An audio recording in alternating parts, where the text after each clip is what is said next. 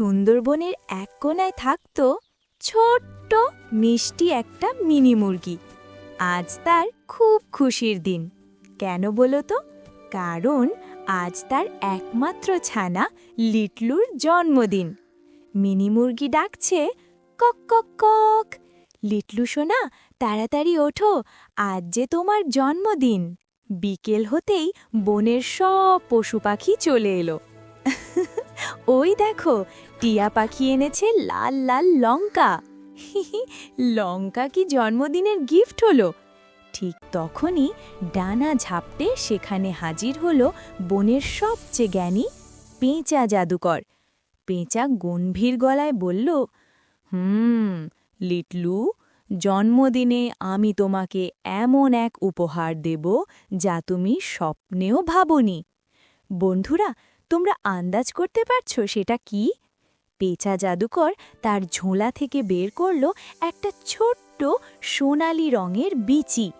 তারপর জাদুর লাঠি দিয়ে মন্ত্র পড়ল, আব্রাকা ডাবরা, ওম রিং ক্রিং ফু।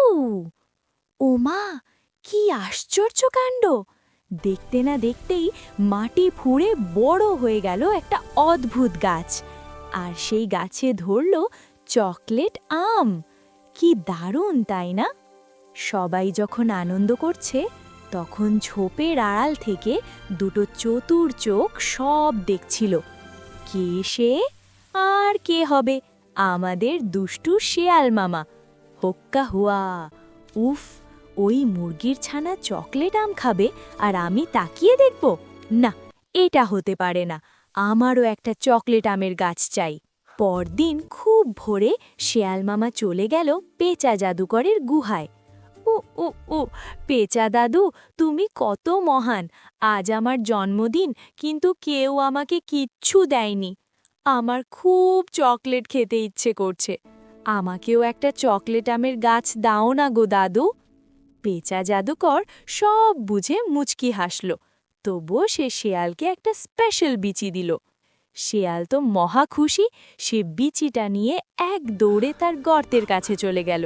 হুশ করে দৌড়! গর্ত খুঁড়ে বিচিটা পুঁতে দিয়ে মন্ত্র পড়ল, ফু! ধপাস! মাটি ফুঁড়ে বিশাল এক গাছ হয়ে গেল। গাছ ভর্তি লাল টকটকে গোল গোল ফল। শেয়াল ভাবল, আহা, নিশ্চয়ই এগুলোর ভেতরে আরও বেশি চকলেট আছে। লোভী শেয়াল আর দেরি করতে পারল না। সে গাছ থেকে সব চাইতে বড় ফলটা ছিঁড়ে নিল। তারপর চোখ বন্ধ করে বিশাল এক কামড় দিল। কক কক কক কাচ! ওরে বাপরে, গেলাম রে! জল জল, কে কোথায় আছিস? আমাকে বাঁচা!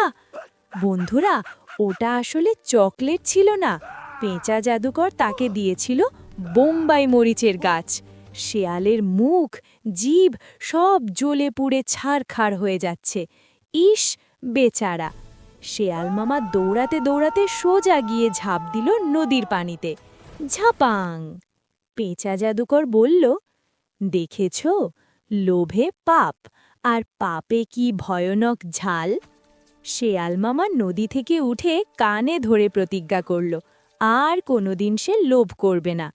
তারপর সে ল্যাজ গুটিয়ে বনের গভীরে পালিয়ে গেল। তো বন্ধুরা, আজকের এই গল্প থেকে আমরা কি শিখলাম? আমরা শিখলাম লোভ করা ভালো নয়। নিজের যা আছে তা নিয়েই খুশি থাকা উচিত। আজ তাহলে এই পর্যন্তই। টাটা!